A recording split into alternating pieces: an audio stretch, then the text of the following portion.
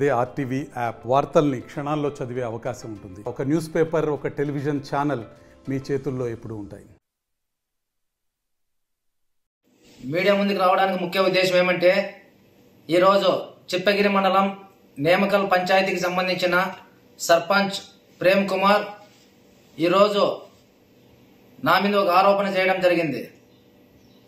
ఈ ఆరోపణ చూస్తుంటే నాకే చాలా బాధ. ఆ రోజుల్లో సర్పంచ్ కావాలని మా ఇంటికి వాళ్ళ తండ్రి అయినటువంటి మోహన ప్రేమ్ కుమార్ రావడం జరిగింది. ఆ రోజు అన్నా మాకు ఒకసారి అవకాశం ఏంటి, మీ సపోర్ట్ అంటే మేము గెలుస్తామని చెప్పి రావడం జరిగింది. వచ్చిన తర్వాత మడి మధు కూడా నాకు అవకాశం ఏంటని చెప్పి రావడం జరిగింది. వాళ్ళిద్దరిని తీసుకొని జయరామన్న దగ్గరికి పోయినాం. జయరామన్న దగ్గరికి పోయింటే జయరామన్న ప్రేమ్కు ఒకసారి అవకాశం ఇస్తాం యువకుడు అని చెప్పి చెప్పడంతో అందరూ కలిసికట్టగా ఆ రోజు సర్పంచ్ చేయడం జరిగింది. కానీ ఈ రోజు నా మీద నారాయణన్న భయపడిస్తున్నాడు మార్కెట్ యార్డ్ చైర్మన్ అని చెప్పి నా మీద అంబేద్కర్ దగ్గర ఆరోపణ చేస్తున్నాడు.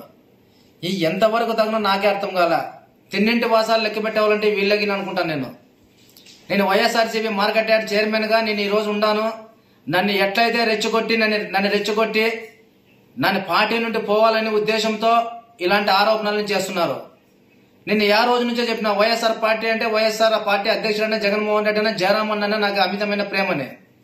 ఈ రోజు ప్రేమ్ కుమార్ ని తీసుకొని వచ్చి ప్రేమ్ కుమార్ తన ఒక అంబేద్కర్ సర్కిల్లో నా మీద ఆరోపణలు చేస్తున్నారు. మీకు ఎంతవరకు తగునో మీకే తెలుసు నాయకులకి. ప్రేమ్ కుమార్ సూటిగా ఒక మాట చెప్తున్నాను నేను. ప్రేమ్ కుమార్ ఒక మాట మాట్లాడినావు, నాకేమన్నా జరిగితే గుమ్మనూరు నారాయణ బాధ్యతనే అంటే, నిన్నటి వరకు దేవుడైన నారాయణ ఈ పొద్దు నీకు ఒక రాక్షసుడిగా కనిపిస్తున్నాడా? ఎలా నీకు రాక్షసుడిగా కనిపిస్తున్నాడు? ఆ రోజు మీ నాయన అయినటువంటి మోహన్ ఆయన వయసుకు తగ్గట్ల పని చేసినాడు. ఆ రోజు సంగాల గ్రామంలో ఒక మహిళని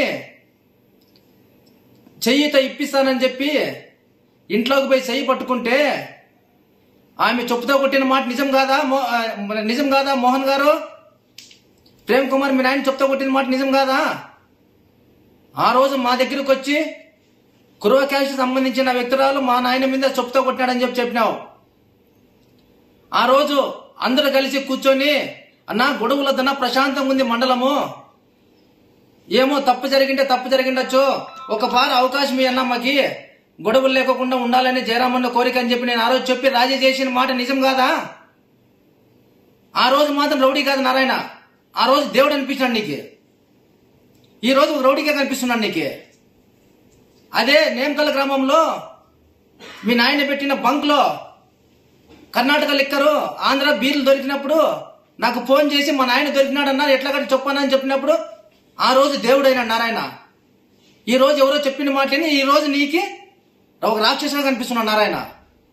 4.5 సంవత్సరంలో ఎవరిని ఏమి చేయలేకునింది. ఈ రోజు నాకేమన్నా జరిగితే నువ్వు నారాయణ అనేదే బాధ్యత అంటావే.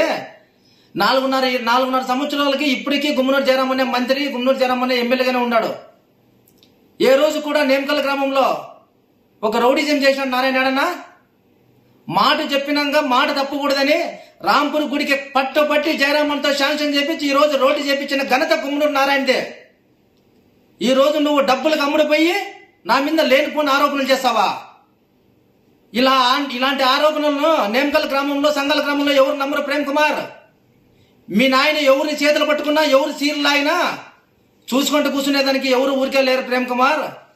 ఇప్పటి నుంచి జనాల్లో చైతన్యం తీసుకొని వచ్చి జనాలు అనేది అర్థమయ్యేటట్లు మీకు బుద్ధి చెప్పే విధంగా అదే నేమకల్ గ్రామంలో ప్రతి ఇల్లు తిరిగి నేను వైఎస్ఆర్సీపీకి అయితేనే ముందు జయరామన్న అనుచరుడుగా, జయరామన్న బాధ్యుడుగా నేను కష్టపడి పనిచేస్తాను నేను.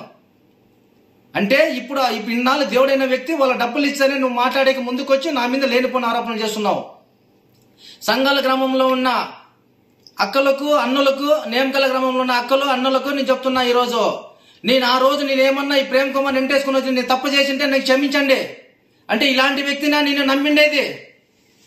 నా మీద లేనిపోయిన ఆరోపణలు చేస్తున్నారంటే, అక్క ఒక కురువ క్యాష్ సంబంధించిన అక్క, నేను నీ తమ్ముడు నారాయణ నేనేమన్నా తప్పుగా నేను ఆ రోజు నీకు అన్యాయం చేసింటే ఈ రోజు ఇలాంటి వ్యక్తులకు న్యాయం చేసినందుకు నా ఎందుకు నా చెప్పుతో నేను కొట్టుకోవాలక ఈ రోజాక ఏమంటే గొడవలు ఏమొద్దని చెప్పి ఒలగందు నుంచి వచ్చిన మన కురువ సోదరులందరికీ చెప్పి అన్న ఒక్కపారి అవకాశం ఏంటన్నా అవకాశం ఏంటని చెప్పి వాళ్ళ కాళ్ళ చేతులు పట్టుకొని వీళ్ళిద్దరిని రాజీ చేయడం జరిగింది.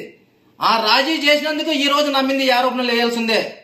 ఈ రోజు చెప్తున్న కురువ సోదరులందరికీ అన్న ఆ రోజు మీరు ఎంత ఆవేశంతో వచ్చినారో నాకు తెలిసినది. ఆ ఆవేశంతో వచ్చి ఎక్కడ గొడవలు చేస్తారని మిమ్మల్ని అందరినీ ఓదార్చి నేను ఒకతే కూర్చోబెట్టి రాజీ చేసినానన్నా. అన్న ఆ రోజు చేసింది నేను తప్పన్నా, నన్ను క్షమించండి. ఇలాంటి వ్యక్తులకి మీలాంటి వ్యక్తులే సరైన బుద్ధి చెప్పాలన్నా. మీరు ఈ రోజు నేను ఏమన్నా తప్పు చేసింటే నన్ను కురువ సోదరులంతా క్షమించి ఇలాంటి వ్యక్తికి తిన్నింటి ఇంటికే పేడేసే వ్యక్తి ఇలాంటి వ్యక్తికి మీరు ఎవరు క్షమించద్దండి అన్న. మరిన్ని వీడియోస్ కోసం ఛానల్ ని సబ్స్క్రైబ్ చేయండి. లేటెస్ట్ అప్డేట్స్ కోసం వాట్సాప్ ఛానల్ ని ఫాలో చేయండి.